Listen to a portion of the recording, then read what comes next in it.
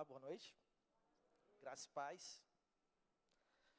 Mais uma vez, estamos juntos para a honra e glória do Senhor Jesus. Um pouco bem improvisado, mas é para a honra e glória do Senhor. Amém? Quero compartilhar nessa noite mais um texto bíblico com os irmãos, mas antes quero parabenizar você que está se esmerando para participar dessa campanha de 40 dias com propósito. Creio que a gente já esteja na metade, né? 20, 21, por aí. E sabemos da dificuldade, queridos, que é se voltar para as coisas espirituais. Eu costumo dizer que sempre que a gente vai ler a Bíblia, sempre que a gente vai orar, bate aquele sono, aparece aquele parente inconveniente para nos perturbar.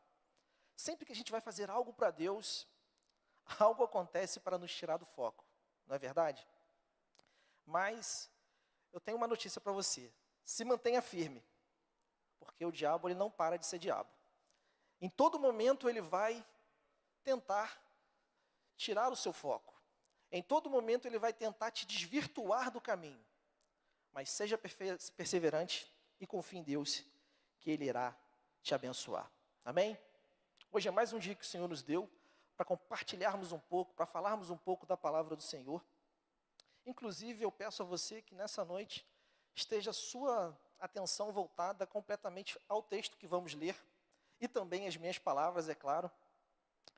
Quando eu citar o texto, você abra a sua Bíblia. Não feche sua Bíblia de maneira nenhuma, que nós vamos usar bastante, como de costume, os textos que vamos ler. Claro, se você estiver usando a sua versão de celular, fique com ela aí também.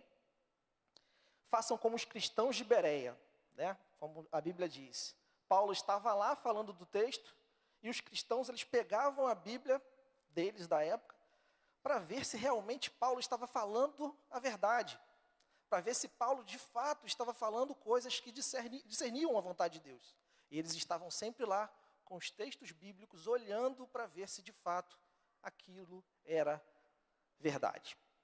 Queridos, nós temos vivido dias complicados, dias corridos. Creio que nesse período que nós estamos vivendo, de 40 dias com propósito, isso deu uma amenizada na gente, que a gente conseguiu parar um pouco para respirar, para voltar as nossas atenções às coisas espirituais, mais ainda do que a gente já fazia. Mas eu tenho visto que muitas pessoas têm colocado os seus interesses, têm colocado as suas esperanças em temas como sucesso, em temas como dinheiro, e principalmente em temas que discernem o amor verdadeiro. Para muitos, sucesso vem seguido de aplauso e bajulação. Quando todo mundo está te aplaudindo, quando todo mundo está lá te bajulando, vem na nossa mente o quê? Que nós estamos com sucesso, que nós estamos bem na fita, né? Como dizem, estamos por cima e etc. No que tange às questões financeiras, a priori, muitas das vezes, é trabalhar sem que não houvesse o amanhã. E a gente fica voltado, cercado nas nossas questões de trabalho, e a gente esquece das coisas que deveriam ser foco na nossa vida, e a gente esquece da nossa família. Muitos esquecem até de se cuidar, de cuidar da sua vida. E quando o assunto é amor verdadeiro, olha, queridos, eu não quero nem comentar, porque no mundo existem muitos amores, entre aspas. Mas o amor verdadeiro está em quem? Está em quem? Está em quem? Pensei que tinha ouvido vários nomes diferentes. O amor verdadeiro está em Jesus. Está em Cristo Jesus, porque Ele morreu por nós. E se não bastasse tudo isso que eu estou falando aqui nessa noite, tudo o que estamos vivendo, vemos um mundo cada vez mais doente. Um mundo que cada vez mais carece de afeto, um mundo que cada vez mais carece de atenção, e uma sociedade que cada vez mais carece de valores.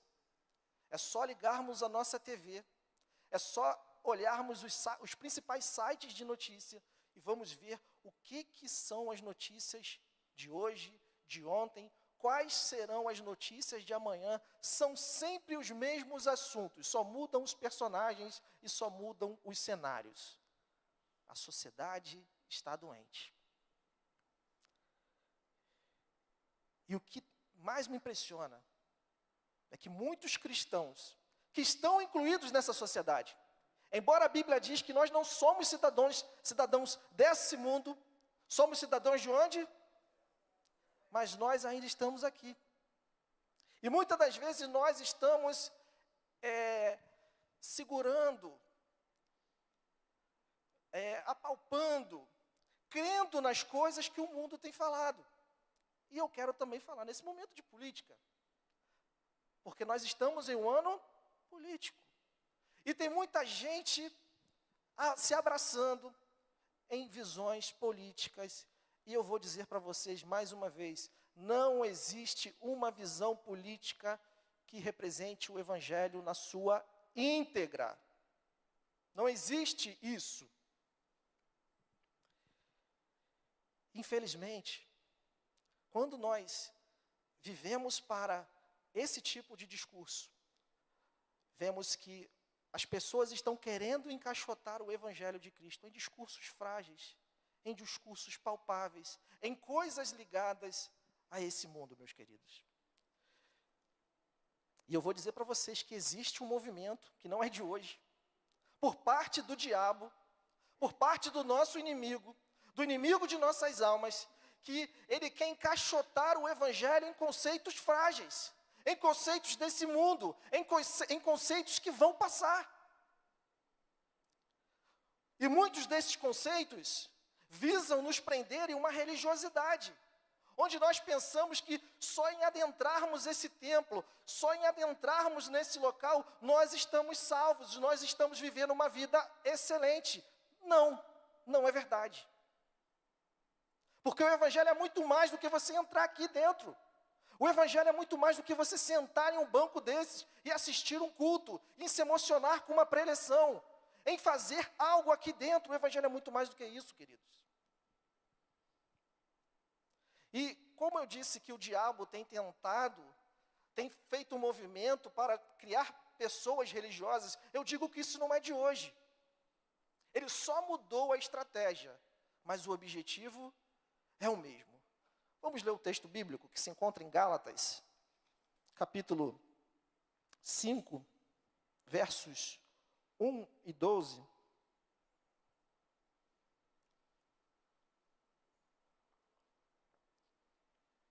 Eu vou falar nessa noite sobre a verdadeira liberdade. Gálatas 5, versos 1 e 12. Diz assim a palavra do Senhor. Foi para a liberdade que Cristo nos libertou. Portanto, permaneçam firmes e não se deixem submeter novamente ao jugo de escravidão. Ouça bem o que eu, Paulo, lhes digo. Caso se deixem circuncidar, Cristo de nada lhes servirá. De novo declara a todo homem que se deixa circuncidar que está obrigado a cumprir toda a lei. Vocês que procuram ser justificados pela lei, separam-se de Cristo, caíram da graça.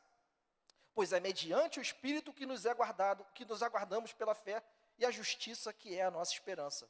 Porque em Cristo Jesus, nem a circuncisão, nem a incircuncisão tem efeito algum, mas sim a fé que atua pelo amor.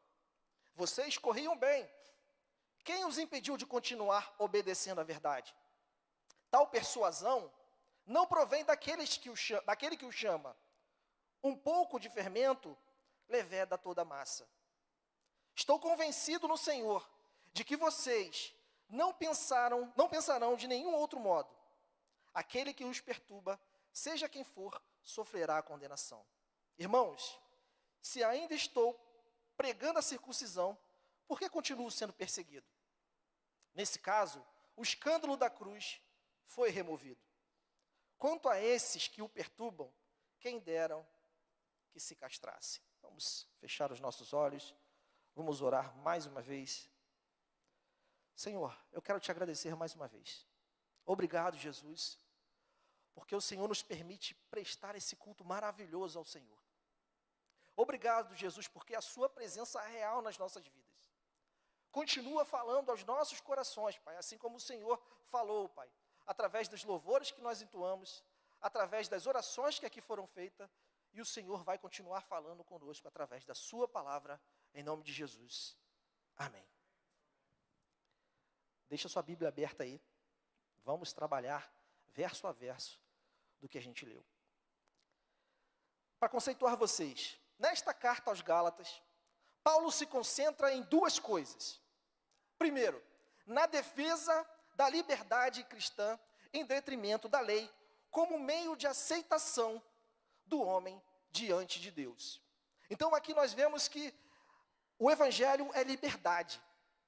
O evangelho é estar livre do pecado.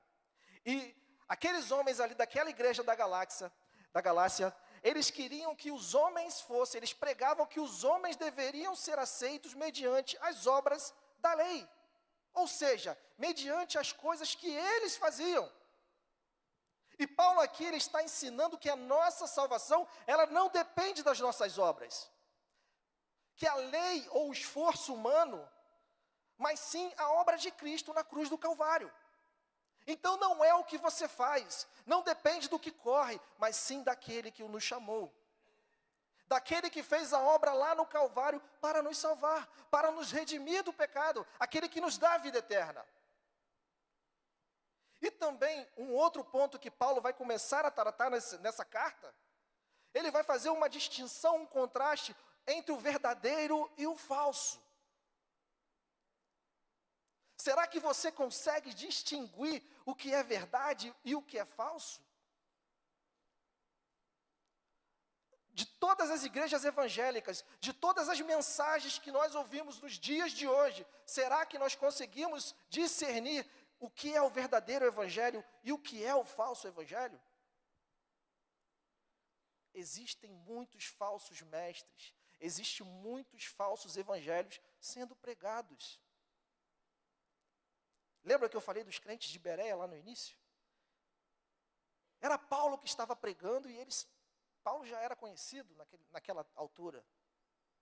Mesmo assim, eles iam lá nos textos e verificavam se aquilo que estava sendo falado era, de fato, verdade. E esse trecho que nós lemos também, queridos, ele fala dos contrastes entre a falsa religião e a religião verdadeira. E em outros momentos, eu também já disse aqui, que é capaz que você esteja adorando Deus falso. Que é capaz de você ter uma religião falsa, que você criou. E isso acontece, queridos, quando nós esquecemos de seguir a palavra de Deus. E queremos que a palavra de Deus se encaixote, que se amolde aos nossos pensamentos, ao nosso coração, à nossa maneira de viver e à nossa maneira de pensar. Quando eu tiro o evangelho do centro do meu ensino, quando eu tiro o evangelho daquilo que eu quero pregar, não vai sobrar nada, queridos, vai sobrar só as minhas ideias. As minhas ideias fora o Cristo, elas não servem para nada. Elas podem até servir para a sociedade, mas para a salvação, sem Cristo, nada você pode aproveitar.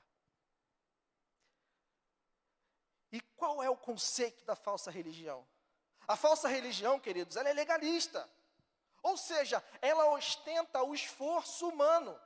É aquele tipo de religião que sempre vai dizer, você precisa fazer algo para ser salvo. Você precisa fazer alguma coisa. E sempre, sempre, sempre você tem que fazer algo. E nunca menciona Cristo. Nunca menciona a obra de Cristo. Agora, a verdadeira religião, por sua vez, ela concentra a salvação na obra de Cristo. Ela concentra a salvação não no nosso esforço, mas no esforço que Cristo fez em te salvar. Em todas as chicotadas que Ele levou. E nós precisamos, de fato, pregar esse evangelho. Nos diminuir e mostrar Cristo. Então, na falsa religião está também o falso cristão. E na verdadeira religião está o verdadeiro cristão. Então, existem dois exemplos que nós devemos seguir. Um a gente deve seguir e o outro a gente não deve seguir. E o líder da falsa religião, esse é o falso mestre. Esse é que nós devemos nos preocupar também de fato. Porque o líder da verdadeira religião, ele é o verdadeiro mestre. é aquele que ensina o que a palavra de Deus diz. Ele não inventa nada para a igreja encher. Ele não precisa falar nada do coração dele, porque na palavra de Deus e o Espírito Santo já revela tudo o que é para ser revelado. E o que nós vamos aprender nesse sermão de hoje, através do texto que nós lemos, é as distinções que o evangelho da graça deve ser abraçado, enquanto o falso evangelho deve ser o quê? Repudiado. O falso evangelho tem que ser exposto, e o falso evangelho tem que ser tirado do nosso meio. Nós não podemos ser complacentes com os falsos ensinos, queridos, porque os falsos ensinos, eles destroem vidas de irmãos. O falso ensino destrói vidas de crentes e acabam com igrejas. Vocês sabiam disso? Vocês já viram isso acontecer em alguma vez? Então, a primeira distinção que vamos fazer aqui, entre o falso cristão e o verdadeiro cristão, eu vou dar aqui 4 verdades acerca do falso cristão. Verso de número 2. Vamos ler mais uma vez? Paulo dizendo: ouçam bem o que eu, Paulo, lhes digo. Caso se deixem circuncidar, Cristo de nada lhes servirá. A primeira verdade acerca do falso cristão é que ele menospreza o sacrifício de Cristo. Quem nós somos sem o sacrifício de Cristo nas nossas vidas?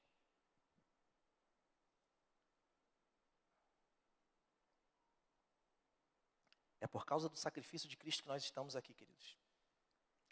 Existem milhões de religiões que têm Cristo como centro, entre aspas.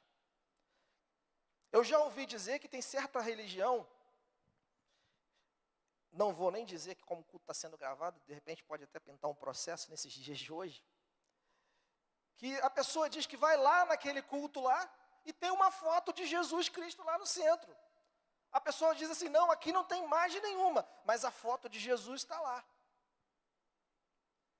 Toda religião que menospreza o sacrifício de Cristo, existem até seitas cristãs, seitas que se dizem cristãs, que menosprezam o sacrifício de Cristo, que reduzem a figura de Cristo a uma figura menor, mas na verdade nós cremos que Cristo é o verdadeiro Deus. E Paulo está dizendo aqui que o problema não era a circuncisão.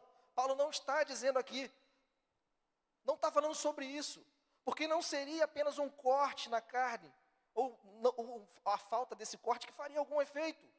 Mas ele estava dizendo que a doutrina de aceitação do homem perante Deus, aqueles que adotariam aquela doutrina de justificação pela lei, estariam menosprezando o sacrifício de Cristo. É tipo eu dizer assim, olha, Jesus morreu por você, mas você tem que guardar tal dia, você tem que fazer isso, você tem que fazer aquilo para ser salvo. Mais ou menos isso. Tem muita gente hoje também, queridos. Isso eu posso dizer para os nossos dias atuais. Aqui, a gente está usando a circuncisão.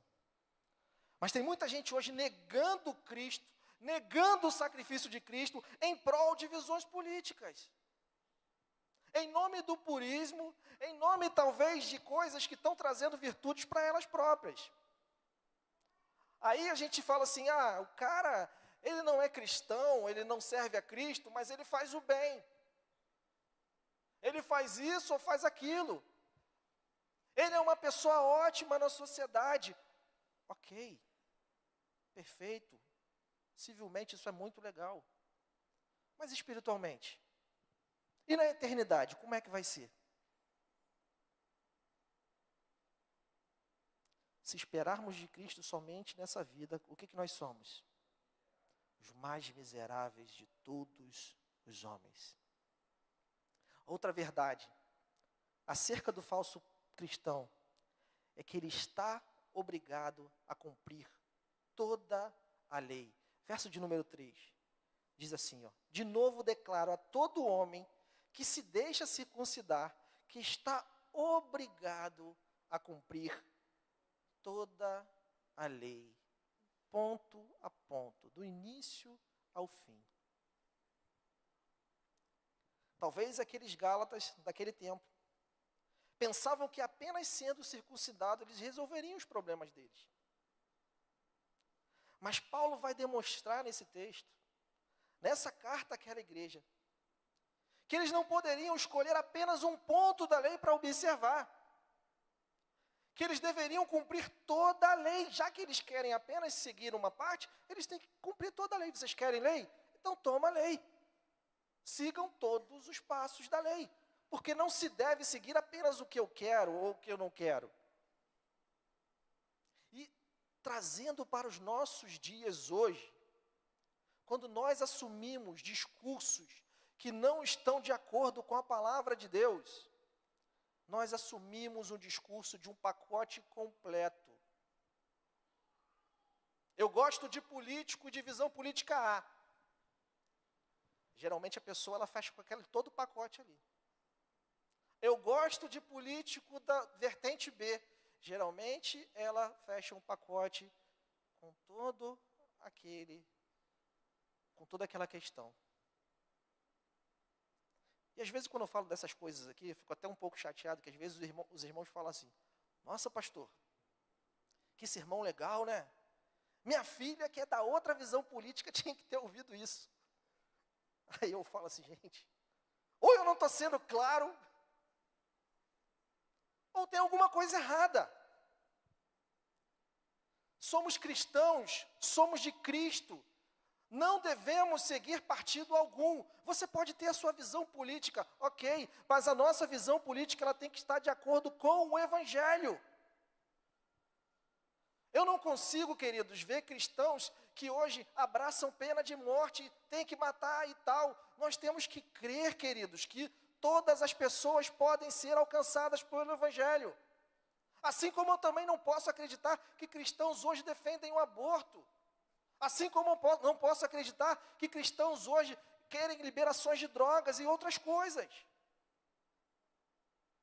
Eu não consigo enxergar nenhuma vertente política, queridos, em todo o seu credo político lá, possa ser algo que o Evangelho bata a palma. Talvez, a gente pode concordar que visão A ou Y pode ser melhor para a sociedade. Ok, a gente pode discutir isso em questão de sociedade. Ok. Mas quando a gente fala em Evangelho, é outro assunto. Há um determinado ponto político que fala sobre a moralidade. Isso é muito legal. Isso é muito bom. Para a sociedade é muito perfeito. Quanto mais moralidade na minha visão, melhor. Mas tem religiões no mundo que têm uma moral melhor do que nós. Vamos dizer que eles vão ser salvos porque eles têm a moral melhor do que nós? Não. Então não adianta a gente ficar de guerrinhas dentro da casa do Senhor, dizendo que o meu partido político é o certo, o X é o errado, o seu é certo, e fica nessa guerra. Meus irmãos, nós precisamos olhar para Cristo, olhar para a palavra de Deus. Uma outra verdade acerca do falso cristão é que ele está separado de Cristo. Olha o verso 4. Vocês que procuram ser justificados pela lei, separam-se de Cristo. Isso só na parte A, vamos ler só até a parte A. Aqui o verbo no grego separar, ele tem o sentido aqui de ser liberado de um privilégio. O texto aqui é claro sobre isso.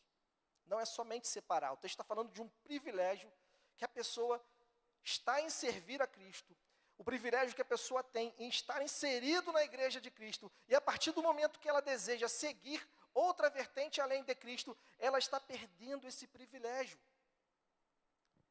E quando a gente procura em ser aceito por Deus, através das nossas obras, através da obediência da lei, o homem perde o privilégio de ser aceito pela fé.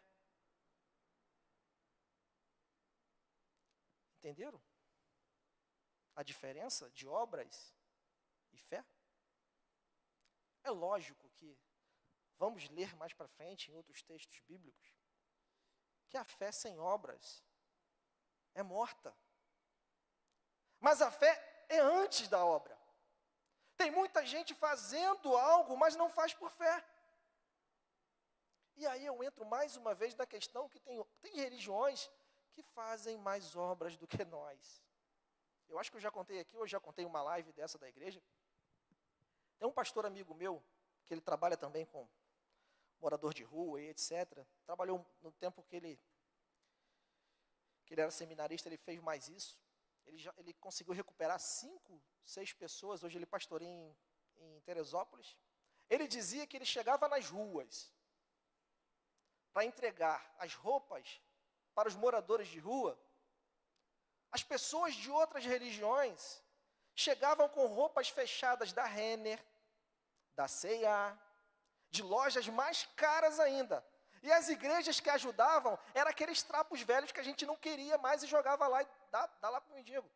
Dá lá para o morador de rua. É mentira ou é verdade? Vimos isso quando nós estávamos ajudando o pessoal lá de Petrópolis nessa última enchente. Aquela roupa que a gente não quer, a gente manda para lá. Vi muitas roupas que foram doadas tiveram que ser jogadas fora. E pessoas de outra religião, olha que doideira, olha que coisa louca. As pessoas vão lá e compram coisas fechadas, roupas fechadas, e entregam para doação. Mas isso salva? Não salva. Não salva. E nesse ponto aqui, a última coisa acerca do falso cristão, o texto vai dizer no verso 4, no finalzinho, caíram da graça. Fala que o falso cristão, ele caiu da graça, que é uma expressão que Paulo usa, para dizer que que esse cristão, ele perdeu o privilégio de ser aceito por fé. E vamos ver mais à frente, queridos, que a fé é a marca do verdadeiro cristão. Quando a gente fala de Cristo, a gente automaticamente lembra fé. É impossível o homem chegar a Deus sem fé.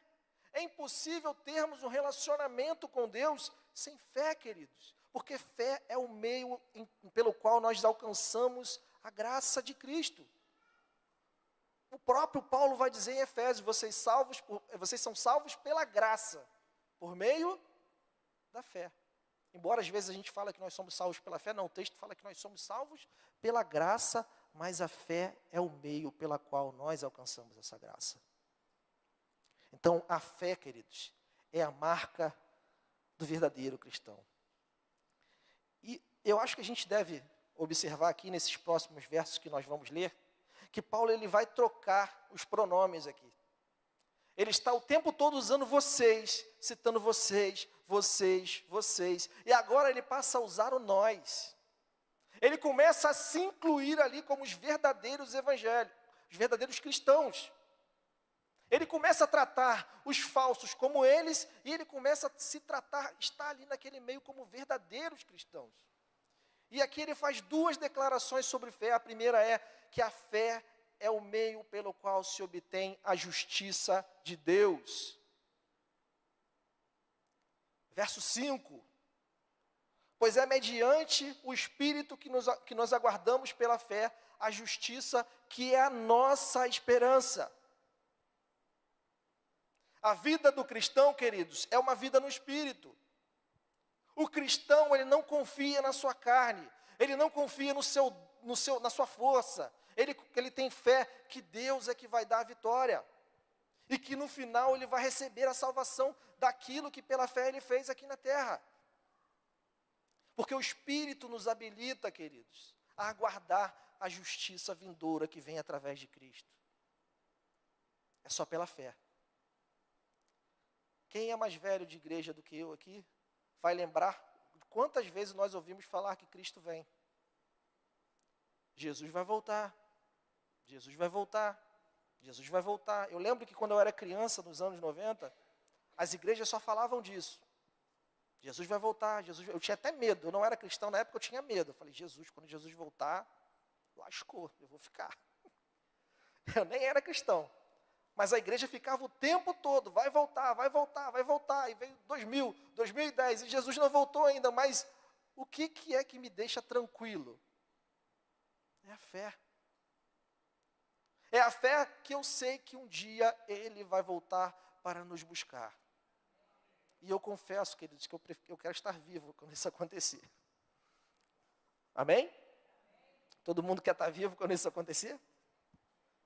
É sinal que a gente vai estar no meio da grande tribulação, para aqueles que creem assim, né? E segundo ponto, quando Paulo fala aqui em questão da fé, ele está dizendo que em Cristo Jesus o que importa é a fé. Olha o verso 6. Porque em Cristo Jesus nem circuncisão e nem incircuncisão tem efeito algum, mas sim a fé que atua pelo amor. Deus, Ele não te aceita porque você é circuncidado ou porque você não é circuncidado. Isso não tem efeito diante da fé. Paulo vai ensinar aqui que a fé do cristão não é uma fé morta, não é uma fé envolvida nas obras, não é uma fé envolvida naquilo que você fez antes de conhecer a Cristo, ou de algo que você fez para receber alguma coisa de Deus. Mas Paulo vai dizer também que a nossa fé, ela revela obras em amor. Da mesma forma que nós cremos que não precisamos fazer nada em relação à salvação, mas cremos também que as coisas que a gente faz depois que nós temos fé, elas revelam quem nós somos. Porque também não adianta um cristão sem obras. Lembra que eu li no início, eu li só um pedaço do verso? Somos salvos pela graça, mediante na fé. E o texto vai dizer que Deus criou boas obras para que nós andássemos nelas. Então, não adianta nós crermos que apenas a fé é o suficiente. Porque também eu posso dizer que eu tenho fé. Não é verdade? Está tranquilo, eu tenho fé. As pessoas dizem muito isso, né? Eu acho engraçado. Os bandidos falam isso, né? Fé em Deus. Vê um cristão, e aí, fé em Deus. E os funks, eles falam isso. Fé em Deus, fé em Deus, fé em Deus. Fé, fé, fé, fé. Mas estamos falando da fé verdadeira. Da fé que salva. Da fé que faz a gente crer de fato. A fé que nos faz estar aqui hoje. A gente poderia estar em qualquer outro lugar hoje, queridos. A gente poderia estar fazendo qualquer outra coisa hoje. Mas por que nós estamos aqui? Fé.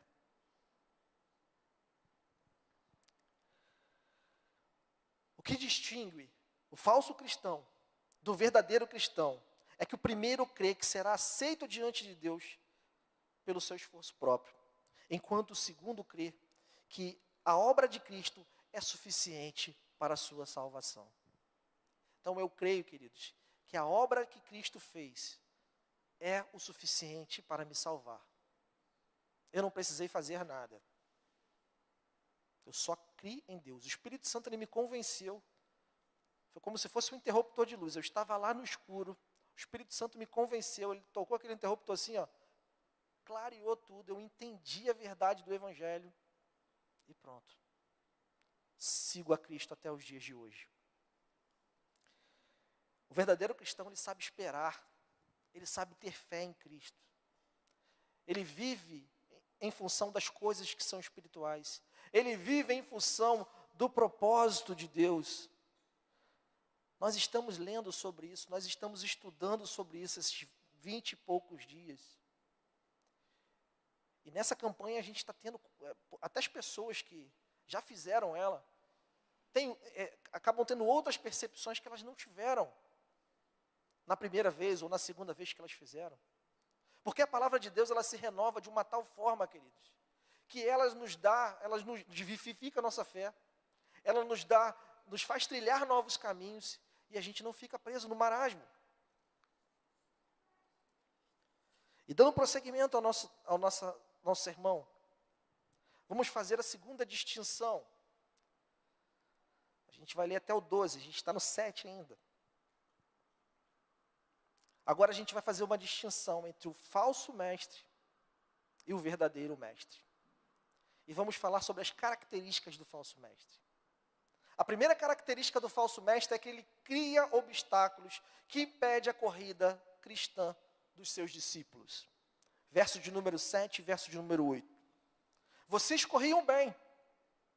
Quem os impediu de continuar obedecendo à verdade? Tal persuasão não provém daquele que o chama. Uma das características cabais de um falso mestre é que ele cria obstáculos que impedem o cristão de obedecer o verdadeiro evangelho para seguir a jornada. Nós estamos vivendo uma jornada, nós estamos vivendo uma caminhada em direção ao céu. E esses falsos mestres, eles não ficam restritos apenas àqueles dias bíblicos, não. Eles ficam restritos aos dias de hoje também. E Paulo vai usar essa metáfora do atleta, que ele usa outras vezes também. Talvez nós, nos nossos tempos, iríamos usar o futebol, o vôlei, o tênis, a Fórmula 1 e etc.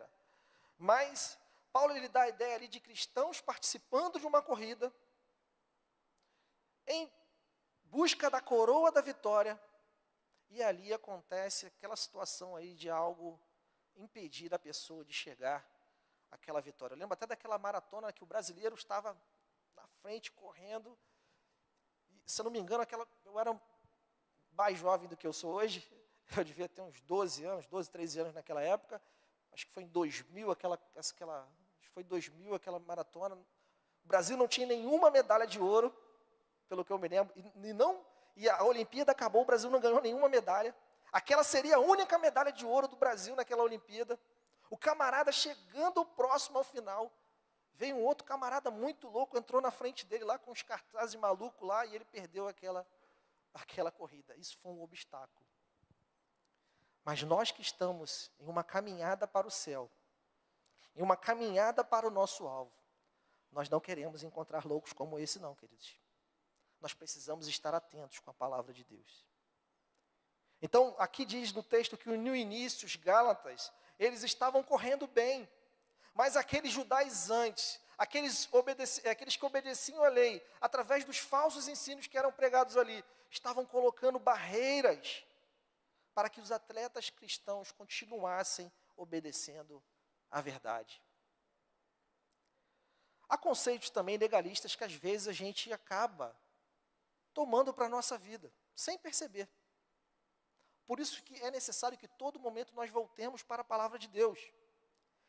E uma característica cabal de um falso mestre também é que eles contaminam toda a comunidade com seus falsos ensinos.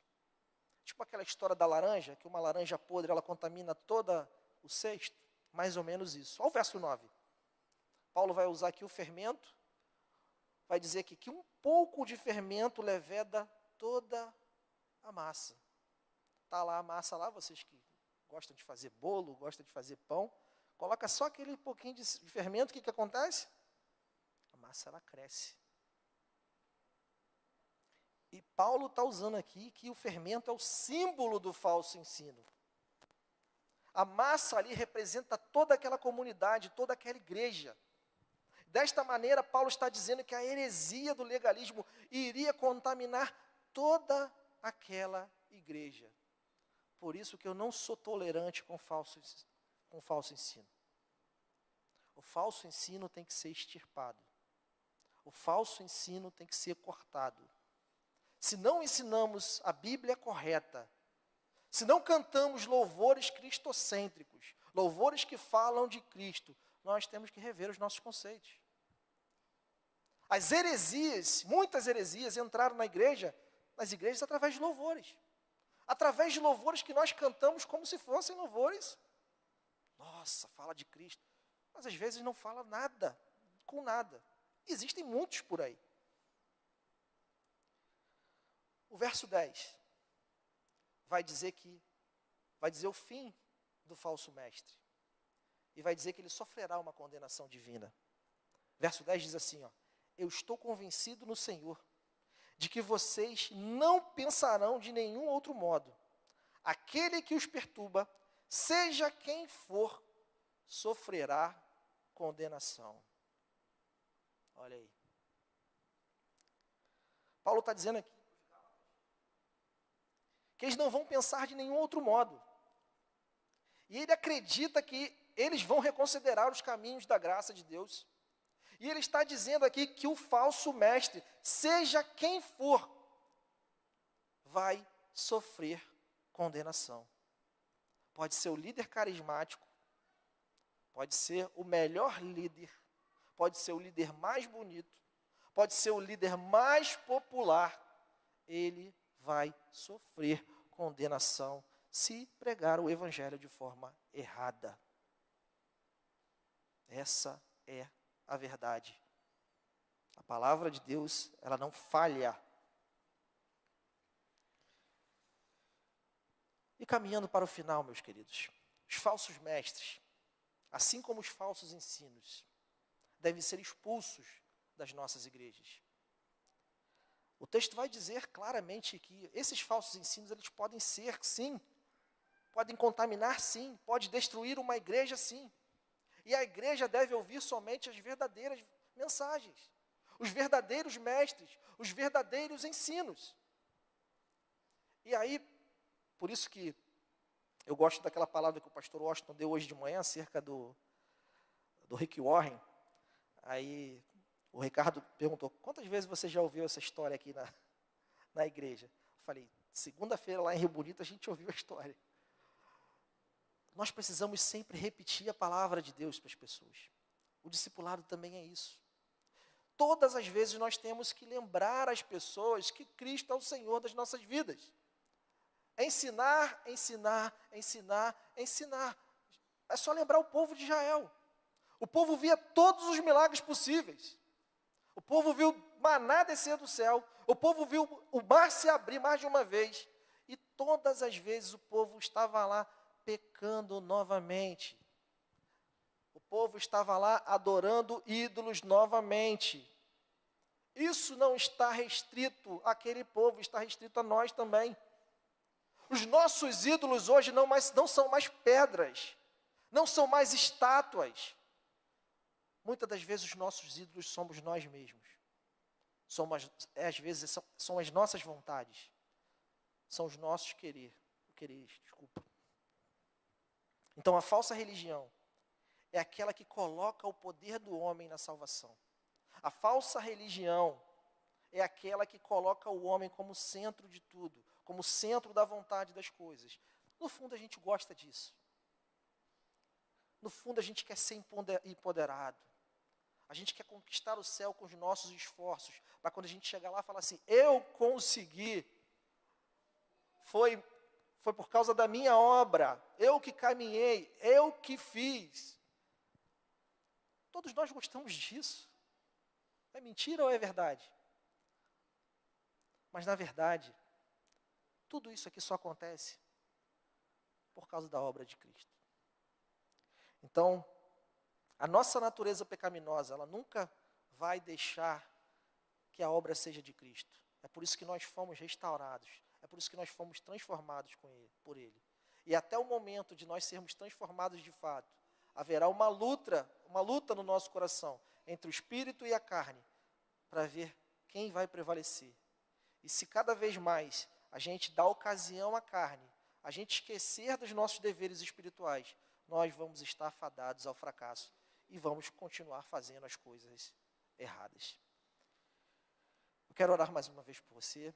Quero mais uma vez agradecer a Deus pela oportunidade que o Senhor nos concedeu de estarmos aqui. Que o Senhor possa estar abençoando as nossas vidas.